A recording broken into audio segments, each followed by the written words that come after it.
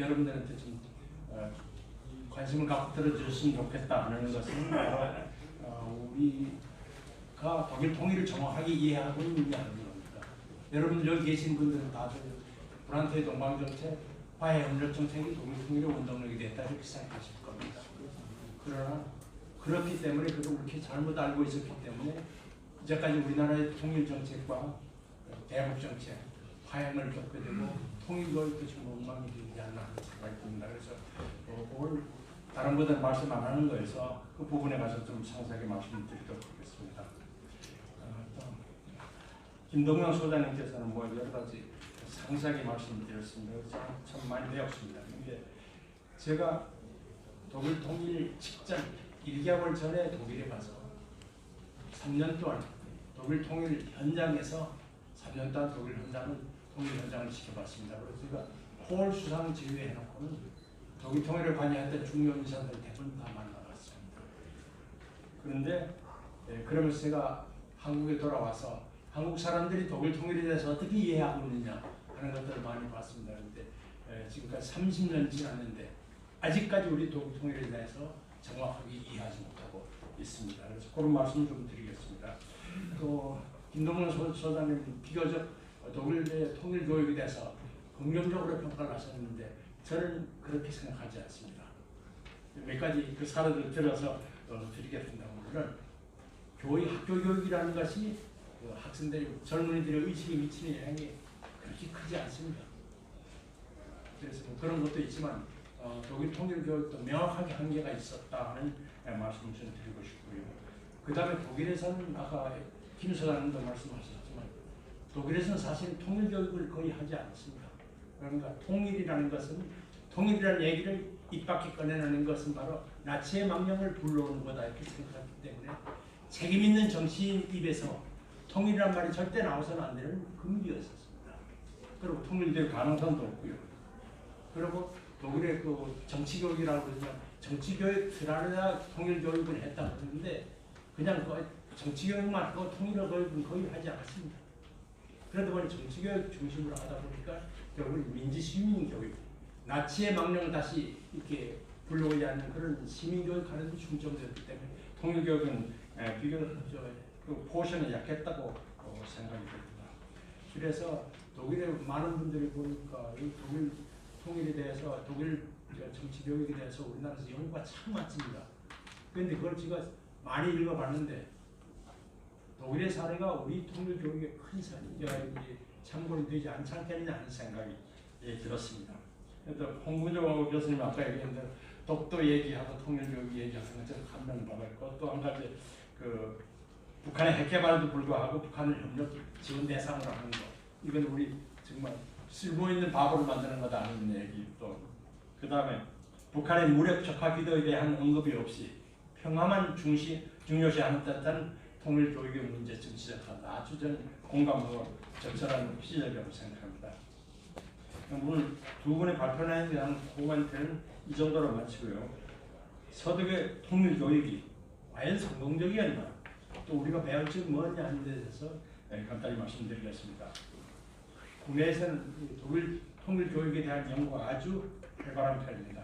그리고 대부분 연구자들이 독일의 통일 교육을 상당히 긍정적으로 평가하면서 우리 통일 교육에 주는 시사점을 찾는 데 상당히 노력을 하고 있습니다. 그러나 서독 정치 교육의 기본 원칙으로 인식되고 있는 1976년 아까 말씀하신 보이테스파 학교와 독일 정부의 유일한 통일 교육 시스템이라고 하는 1978년도 독일 문제에 대한 서독 각주 문교부 장관들의 교육 지침의 역할에 대한 심층적 연구는 거의 없었습니다. 독일 거 보고 우리가 배우려고 그러면 그게 어떻게 되는 심층적 연구를 하고 비판적 검토를 한 후에 우리가 배워야 될 거 아닙니까? 그런데 그냥 무조건 잔된 거로 그렇게 생각하고 받아들이는 그런 경향이 상당히 많았습니다. 제 경우에는 독일의 통일교육이 아주 성공적이느냐 하는 문제에 대해서 매우 의구심을 갖고 있습니다. 몇 가지 예를 드리겠습니다. 1957년도 여론조사했는데 통일이 시급한 과제라고 생각하는 사람이 45%였습니다. 그러나 71년이 되면요 1%, 1988년도 정도 되면 통일 동독 혁명이 나기 전해입니다. 0.5%에 불과합니다. 통일 가능성을 믿는 사람은요, 원래 66%에서 3%로 감소했습니다. 통일 교육이 과연 잘 됐다면 이렇게까지 참담한 그런 여론조사 결과가 나오겠습니까? 그럼 두 번째, 독일의 그 슈테린이라고 하는 그 주간지에서 조사한 결과에 의하면 1989년 11월 9일이 베를린 장벽이 무너지고 통일의 계기가 열린 날입니다. 거기에 대해서 아는 사람 1989년 11월 9일이 어떤 날이냐 하고 여론조사를 해봤습니다. 놀라지 마십시오. 독일 사람들이요. 그게 베를린 장벽이 무너진 날이라고 아는 사람이 3분의 1밖에 되지 않았습니다. 통일교육이 잘했다 그러면 이런 결과가 나오겠습니까? 또 한 가지요. 1968년도 60년대 하반기가 되고 70년대 초반기가 되면요. 독일의 학생운동, 좌파 학생운동이 엄청 일어났습니다. 그 사람들이 바로 1945년대 태어난 해방도의들이 성년이 돼서 이제 대학생이 되고 있기 때문에 그때 지금 우리나라 학생운동 정도가 아닙니다. 영체 대단한 학생 폭력화되는 학생운동도 있고 있는데 그 사람들이 뭘 주장하시는지 아십니까? 시위 나왔을 때 호지민, 막스 레닌, 체 게바라 그거 조상아 들고 와서 시위를 했어요. 통일교육이 올바르됐으면 그런 사태가 났을 겁니까? 이 뭐 학생들 시위 학생 물대포하는 거 이런 거 다 독일에서 나온 거예요. 독일이 엄청난 그런 그 사회적인 혼란을 겪었습니다. 그래서 제 생각에는 독일 통일교육이 그렇게 너무 긍정적으로 볼 것은 아닌가 그런 생각이 들었습니다. 따라서 우리도 독일의 제도나 이런 그 사례를 그대로 우리가 수용하기보다는 먼저 비판적인 성찰을 한 후에 독일 통일의 성과 문제점이 뭐였는지 그걸 알고 그러고 우리가 받아들이라고 이렇게 무조건 시사점해서 그걸 옳은 걸로 받아들이는 것은 잘못된 거 아니냐 하는 생각이 듭니다. 그 다음에 이제 두 분 발표자께서 다루지 않은 부분인데 우리 지금 통일교육에 대해서 기본적인 지침서를 내는 것이 바로 통일교육원에서 내는 통일문제 이해라는 거하고 통일교육 기본 방향이라는 게 매년 나오고 있습니다. 그런데 거기에 대해서 저까지 이게 아주 기본인데 여기 우리가 개선점이 많고 이렇습니다. 그래서 여기에 대해서는 이제 몇 가지 작년 그러니까 문재인 정부 있을 때 많이 그 교육 지침이 많이 왜곡됐었습니다. 그런 게 이제 윤석열 정부 들어가서 작년부터 조금 개선되기 시작했는데 몇 가지 그런 개선되겠습니다. 이런 중에 있습니다. 문재인 정부가 중시한 평화교육. 문재인 그 정부에서는 안보교육이라는 평화가 중요하다고 해요. 그래서 그 평화교육으로 했던 것을 이런 것들을 평화교육을 그 지침을 많이 그 삭제를 했습니다. 그런 것도 좋은 거고요. 그 다음에 또 어떤 자료가 있는가 하니까 남북 간의 군사적 대화와 합의는 한반도 평화 정착과 통일을 이루는 데 중요한 의미를 지닌다. 남북 군사 합의서 그거 잘 됐다고 지금 이거 찬양하는 거죠. 그래서 이거 없앤 것도 잘한 거고요. 그 다음에 또 한 가지 자유로운 교류 협력과 통일이 가져올 수 있는 평화 경제의 미래성을 인식하고 준비하는 것이 필요하다. 이런 내용도 이거 삭제했습니다. 그래서 잘 된 거라고 생각합니다. 그리고 또 몇 가지 추가된 내용이 있습니다. 즉 이제 한반도 분쟁 배경에서 국제적 제약이 상대적으로 낮기 때문에 통일의 국제사회의 결정이 크게 작용할 것이라는 추정은 우리 스스로 통일에 대한 국제사회의 지분과 권한을 먼저 인정하는 것이기 때문에 신중을 기할 수 있다. 아까 말씀드린 대로 독일은 2차 대전 전승 4대국의 동의가 없으면 통일을 절대 할 수가 없었습니다. 우리는 그런 제약이 없었습니다. 아까 김동영 소장님 말씀하신 대로 남북 간에 자율적으로 합의만 하면 되는 거거든요. 누가 국제법적으로 그걸 방해할 수는 없습니다. 물론 중국하고 러시아가 북한을 이렇게 도와줘 김정은을 도와줘서 망하지 않게 하는 거 이런 것들은 방해가 되지만 그 외에 할 수 있는 방법이 없는 겁니다. 그런데 우리가 국제적인 문제라고 자꾸 강조하는 것은 주변 국가들이 어떤 지분을 가졌다고 우리가 인정하는 거 아닙니까? 그런 쓸데없는 얘기 할 필요 없는 겁니다. 그런데 이게 왜냐? 독일 통일에 대해서 정확하게 이해하지 못하는 사람들이 얘기가 독일은 주변국의 축복 속에서 주변국의 동일 속에서 통일을 이루었다 잘했다. 그러니까 우리도 그렇게 해야 된다. 환상 같은 얘기하고 있는 거예요. 쓸데없는 일을 하고 있는 겁니다. 그래서 그런 것들을 교정한 것은 잘 됐고요. 그다음에 또 뭐 독일 통일 과정에서 동족 지역으로의 정보 유입이 다양한 방식으로 이루어져 동독의 민주화와 통일에 커다란 역할을 했다 하는 얘기를 하거든요. 그것도 파이썬한 것들 이제 기술을 했는데 그것도 바로 우리 많은 사람들이 있잖아. 동서독 간에 동방정책을 떠나서 교류하고 화해 협력해서 그랬던 것이 바로 독일 통일이 밑거름이 됐다고 그랬지 않습니까? 그래서 바로 서독 사람들이 외부 사정을 알고 동독 사정을 알고 이렇게 다시 통일됐다고 그러지 않습니까? 그런데 그렇게 동독 사람들이 외부 소식을 접하는 정보 채널을 그것만이 아니라는 거죠. 그런데 이것 지나치게 강조하면 그것만 중요시 한 것처럼 그렇게 되는 겁니다. 그래서 이런 것들을 교정하기는 잘 된 것 같고요. 그래도 아직도 문제점이 많습니다. 부적절한 거 몇 가지만 얘기를 드렸습니다. 대부분이 독일 통일에는 교류와 협력이 가장 중요했다고, 이런 역할을 했다고 그렇게 얘기하는 겁니다. 그런 기조하에서 우리 통일 교육도 그렇고 어떤 통일 정책도 그렇고 그렇게 지금 흘러나가고 있거든요. 바로 독일 통일이 정확하게 이해하지 못했기 때문에 그런 일이 나는데요.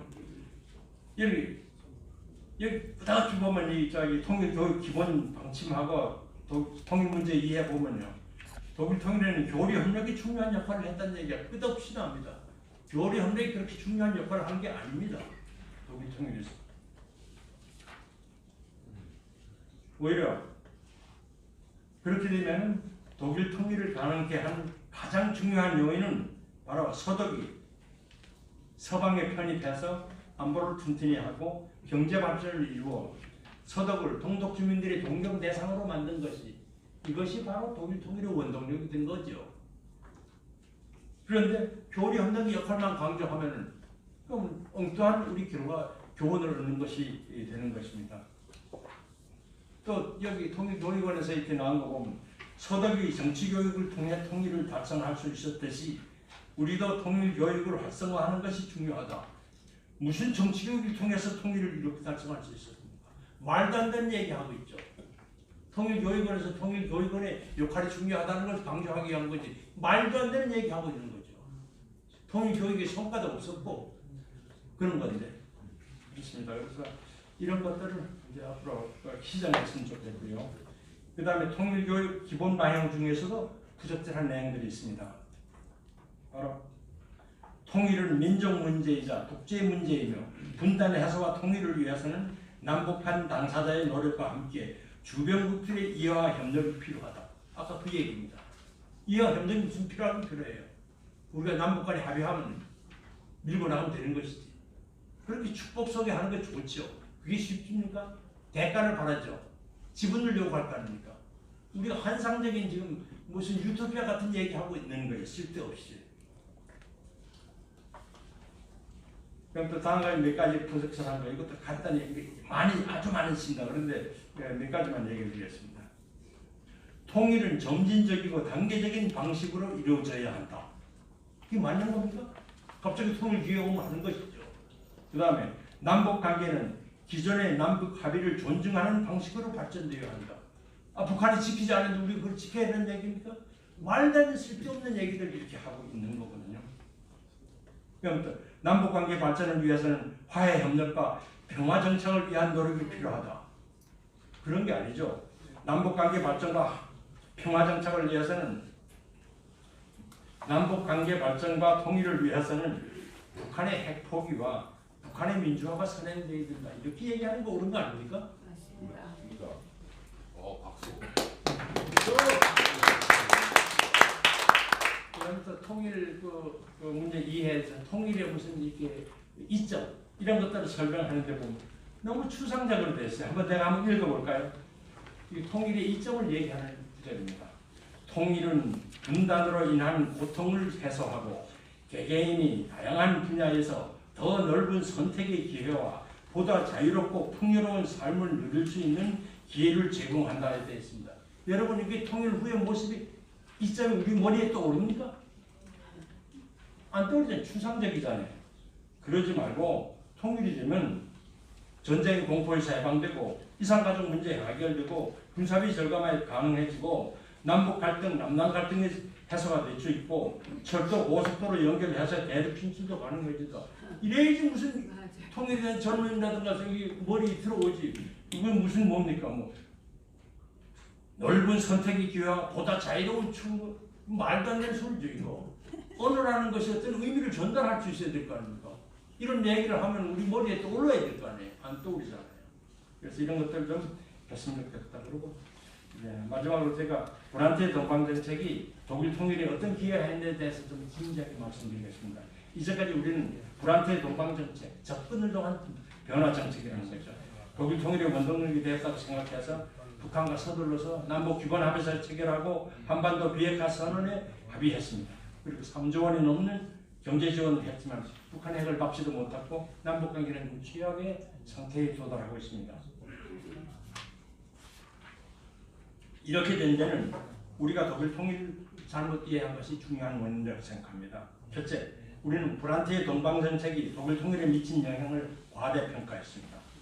브란트의 동방정책이 분단의 고통 완화와 민족 동질성 유지에 기여한 것은 사실입니다. 그러나 독일 통일은 서독에 접근을 해서 동독 공산 정권이 변해서 그래서 통일이 된 게 아니고요. 동독 주민의 시위로 동독 공산 정권이 망해서 통일이 된 거예요. 브란트의 동방정책을 여러분들 잘 보시면 됩니다.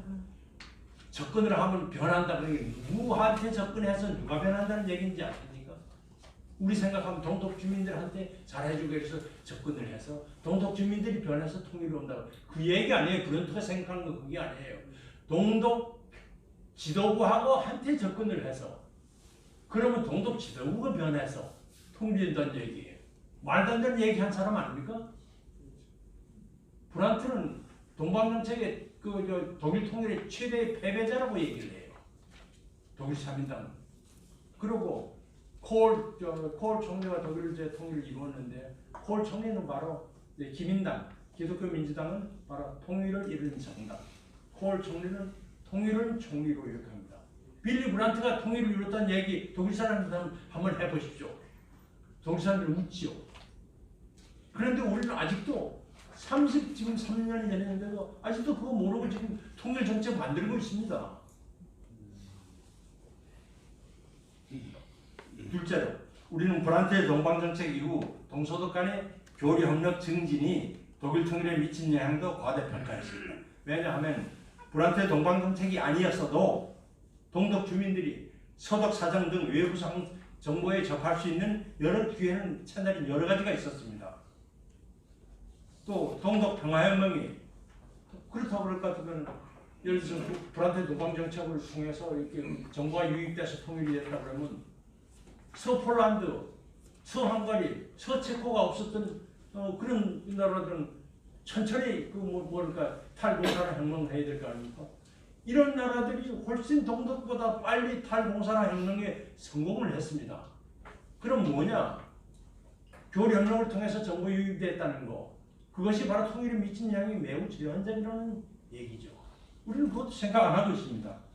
세 번째, 우리는 서독 기민당 정부가 추진한 힘의 우위 정책이 바로 독일 통일에 미친 영향을 과소평가했습니다. 우리는 진짜 제대로 평가해야 될 건 과소평가하고 평가하지 말아야 될 걸 과대평가했습니다. 우리는 서독 3인당이 접근을 평한 변화 정책이 독일 통일의 밑거름이 됐다고만 생각했지 아데나와 초대 총리 이후 기독교 민주당 정부가 자성의 이론에 따라 자성의 이론이라는 것은 우리 서독을 민주주의 국가, 정치, 경제, 군사적으로 강력하고 잘 사는 그런 좋은 나라로 만들면 자성의 실부치가 딸려듯이 동독이 딸려와서 통일이 된다는 그런 얘기거든요. 브란트의 동방정책은 뭐냐? 동독 지도부하고 교류 협력해서 동독 지도부가 변해서 통일이 된다고 했거든요. 여러분 돌아보면 이게 맞습니까? 그런데 우리는 서독 기민당 정부가 추진한 이런 힘의 우위 정책, 이것은 독일 통일에서 가장 중요한 영향을 미친 건데 우리는 거기다 알지도 못하고 지나왔죠. 이러고 무슨 통일 정책이 발효되고 이래갖고 무슨 대북 정책이 제대로 되겠습니까? 지금 겪고 있는 이 모든 혼란 이런 것들이 바로 우리가 독일 통일의 배경에 대해서 정확하게 이해하지 못했기 때문이라고 생각합니다. 우리는 지난 30년간 정말로 이 대한민국, 정말 세계에 빛나는 대한민국이 30년 동안 어떻게 이렇게 집단 오류에 빠져 산다는 얘기입니까? 이게 말이 되는 얘기입니까? 한두 사람이 잠깐 동안 잘못을 저질 수 있어도 대한민국 같은 위대한 나라가 30년 동안 전 국민이 이렇게 오류에 빠져 산다는 게 이게 보통 문제가 아니거든요. 그래서 내가 오늘은 사실 이 주제하고는 통일교육하고는 직접적인 주제 아니라 이 얘기 좀 하고 싶어요. 그래서 내가 이거 아까 통일부 장관님 여기 계셨던 다른 자리에서 통일부 장관님한테 편지를 줬어요. 그러니까 나 통일부 직원들한테 독일 통일의 배경에 대해서 얘기 좀 할 수 있는 기회 한번 달라고. 30년 동안 내가 수많은 찬을 통해서 통일부에다가 그 교육자기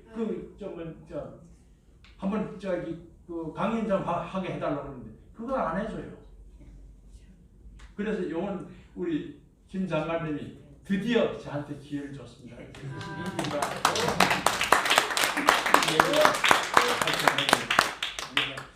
뭐든 늦었지만 오늘 이 세미나가 바로 우리 정부와 학계가 그리고 또 언론계가 독일 통일을 올바로 이해하는데 중요한 계기가 됐으면 참 좋겠습니다. 감사합니다.